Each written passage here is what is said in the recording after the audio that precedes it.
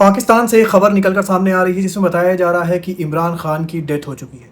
दोस्तों ये बताया है पाकिस्तान के एक जर्नलिस्ट हैं जिनका नाम है वजाहत सईद खान। उन्होंने बताया कि एक अननेम्ड मिलिट्री सोर्स ने मुझे बताया है कि इमरान खान की डेथ हो चुकी है। इस क्लेम के बाद पीटीआई ने इमरान खान से न मिलने देने पर बहुत ज़्यादा कंसर्न जताया है और उनकी हेल्थ पर भी कंसर्न जताया है। लेकिन इमरान खान की डेथ की अभी कोई ऑफिशियल रिपोर्ट जारी नहीं करी गई है। पाकिस्तान की आर्मी ने डेथ रिपोर्ट को रिजेक्ट कर दिया है। एक वीडियो बहुत ज़्यादा वायरल हो रहा है जिसमें आप देख रहे हैं पाकिस्तान के ex prime minister Imran Khan bed पर लेटे हुए हैं और हॉस्पिटल का एक स्टाफ वीडियो बना रहा है। तो मैं आपको बता दूं वो एक एआई जनरेटेड फेक वीडियो है। लेकिन अभी तक इमरान खान की हेल्थ की जो प्रॉपर एक जानकारी मिलनी चाहिए वो नहीं मिल पाई है। इमरान खान के किसी भी फैमिली मेम्बर को अभी उनसे मिलने की इजाज़त नहीं मिल पाई है। पीटीआई के किसी मेंबर को भी इमरान खान से मिलने की इजाज़त नहीं मिल पाई है। तो अभी तक ये कंफर्म नहीं हो पाया है कि इमरान खान जिंदा है या नहीं। इस पर अभी सस्पेंस बना हुआ है।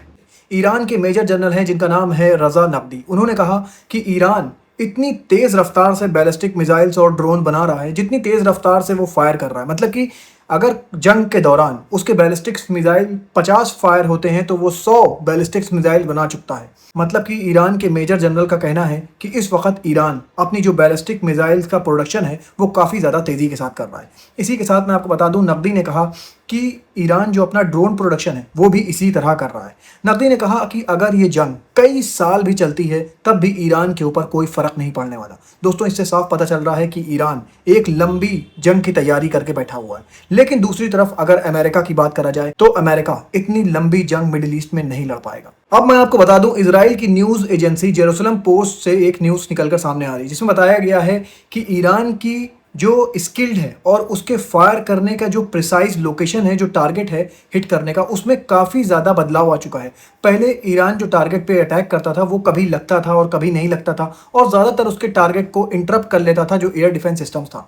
लेकिन अब बताया ये जा रहा है कि ईरान इतना ज़्यादा स्किल्ड हो गया है, इतना ज़्यादा प्रोफाउंड हो गया है अपने हमले में कि उसके जो हमले हैं वो डायरेक्ट जाकर लगते हैं उन जगहों पर जहां पर पहले से ईरान ने टारगेट कर रखा होता है।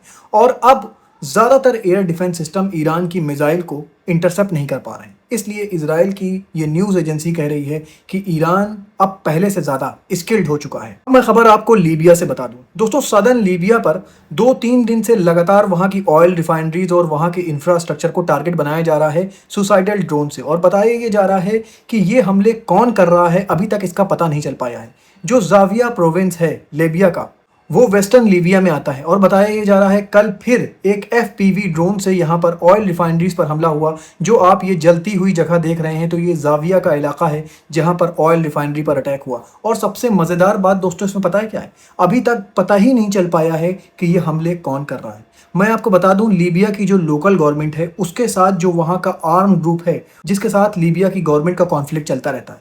लेकिन अभी ये कहना बहुत जल्दबाजी होगी कि वही ग्रुप लीबिया के ऊपर अटैक कर रहा है या फिर कोई कंट्री लीबिया के ऊपर अटैक कर रही है। अभी इसकी इन्वेस्टिगेशन चल रही है और जल्द ही इसकी खबर निकलकर सामने आ जाएगी कि लीबिया की रिफाइनरीज और इंफ्रास्ट्रक्चर को कौन टारगेट कर रहा है। खबर आपको रशिया और यूक्रेन की बता दूं।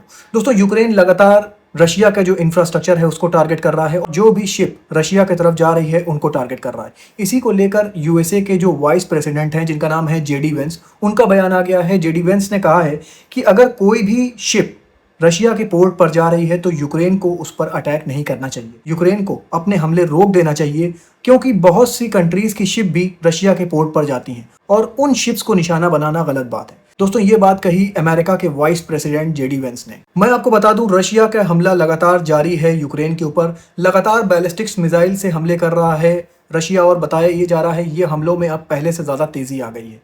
दोस्तों मैं आपको बता दूं यूक्रेन के पास अब एयर डिफेंस सिस्टम नहीं है जिस वजह से रशिया के जो मिसाइल्स हैं वो यूक्रेन के अंदर जाकर गिर रहे हैं और काफ़ी ज़्यादा तबाही मचा रहे हैं। अब तो यूक्रेन ने उसकी रिपोर्टिंग करना भी बंद कर दिया जिससे अंदाज़ा लगाया जा सकता है कि कितनी ज़्यादा तबाही हो रही होगी।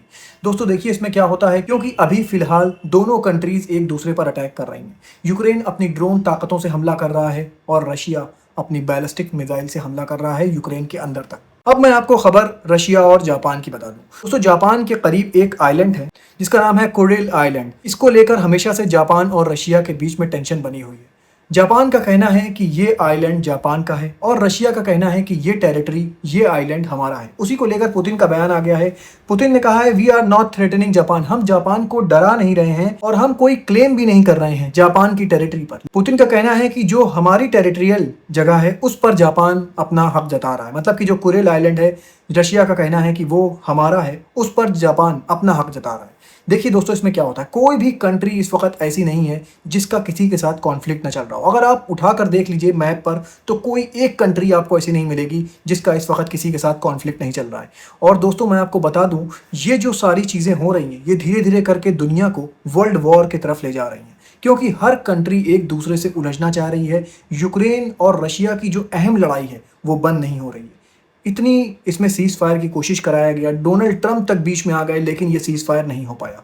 दूसरी तरफ ईरान और अमेरिका की भी जंग अभी थमी नहीं है। अभी कुछ दिन के लिए सीज़ फायर आपको दिख रहा है, लेकिन हो सकता है कि इजराइल जिस तरह बातें कर रहा है कि हम अकेले जाएंगे ईरान के अंदर और यूरेनियम निकाल के लाएंगे, तो इससे ये अंदाज़ा लगाया जा रहा है कि आने वाले दिनों में आप देखेंगे कि हो सकता है कि इजराइल अकेले हमला कर दे ईरान के ऊपर। तो ये सब चीज़ें जो आप देख रहे हैं, इससे ये सिनेरियो निकल कर सामने आ रहा है कि जो दुनिया की एक बहुत अजीम जंग है वो बहुत ज़्यादा करीब है।